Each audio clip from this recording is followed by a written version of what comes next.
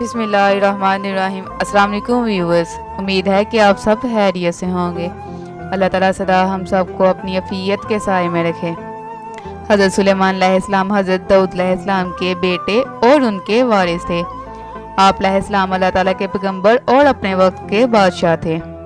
آپ علیہ السلام کی حکومت انسانوں، جنوں، جانوروں اور پرندوں سب پر تھی۔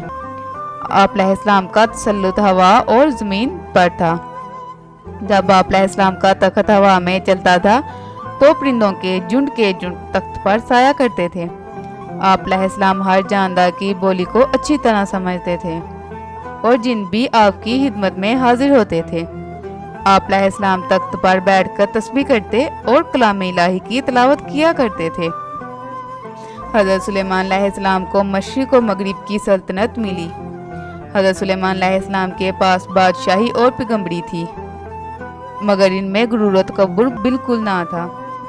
ایک مرتبہ حضرت سلیمان علیہ السلام اپنے لشکر کے ساتھ جا رہے تھے۔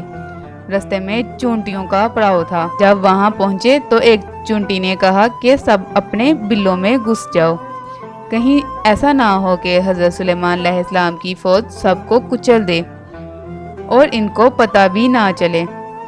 حضرت سلیمان علیہ السلام یہ سن کر مسکرائے اور کہا کہ یہ چونٹی بھی رعایا پر شفقت اور مہربانی کرتی ہے۔ حضرت سلیمان علیہ السلام نے اپنے پروردگار سے اپنے لیے یہ دعا کی کہ مجھ کو ایک ایسی سلطنت بخش نہ مجھ سے پہلے کسی کو ملی ہو اور نہ بعد میں ملے۔ اللہ تعالیٰ نے ان کو ایسی بادشاہی دی۔ حضرت سلیمان علیہ السلام نے ایک بار اپنے دربار میں سے ہدہد، جو کہ ایک پرندہ ہے، اس کو غائب پایا تو پوچھا کہ وہ کہاں ہے۔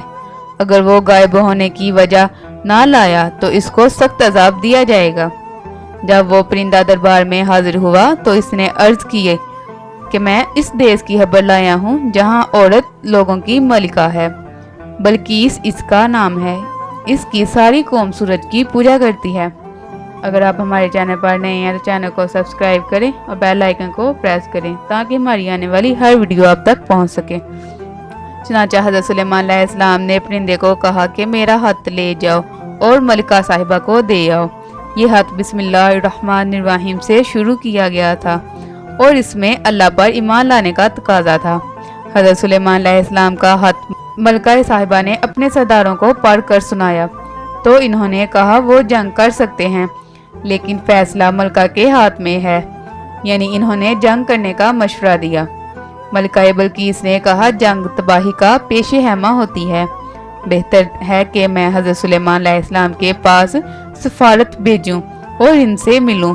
حضرت سلیمان علیہ السلام نے ملکہ صاحبہ کو اپنے دربار میں حاضر ہونے کا حکم دیا۔ وہاں آ کر شیشے سے بنے ہوئے فرش کو وہ پانی سمجھی اور اس میں اترنے لگی۔ حضرت سلیمان علیہ السلام نے اسے سمجھایا کہ جو کچھ ظاہر میں نظر آتا ہے ضروری نہیں وہی حقیقت ہو۔ ان کی تبلیغ کا اس پر اتنا اثر ہوا کہ وہ ایمان لے آئی۔ پھر جا کر اپنی قوم کو بھی ایمان لانے کو کہا۔ آپ علیہ السلام نے بیت المقدس کی تعمیر کرائی۔ آپ علیہ السلام شیشے کے گنبد میں ٹیک لگا کر جنوں سے کام لیتے تھے۔ جب آپ علیہ السلام کی روح قبض کی گئی تو آپ ٹیک لگا کر کھڑے تھے۔ موت کے بعد بھی ایسے ہی ٹھہرے رہے، حتیٰ کہ کافی دنوں کے بعد جب آپ کے عصا کو دمک نے چاٹ لیا تو جنوں کو پتہ چلا کہ آپ کی روح پرواز کر گئی ہے تو انہوں نے کہا ہم غیب جانتے تو اتنا عرصہ کام نہ کرتے رہتے۔ پھر وہ پہاڑوں میں بھاگ گئے۔ حضرت سلیمان علیہ السلام جہاں پر فوت ہوئے اسی جگہ میں دفن کیے گئے۔ اللہ تعالیٰ اپنے نبی کریم صلی اللہ علیہ وآلہ وسلم کے صدقے ہم پر اپنا رحم اور کرم عطا کرے اور ہماری ساری پریشانیاں دور کرے، آمین۔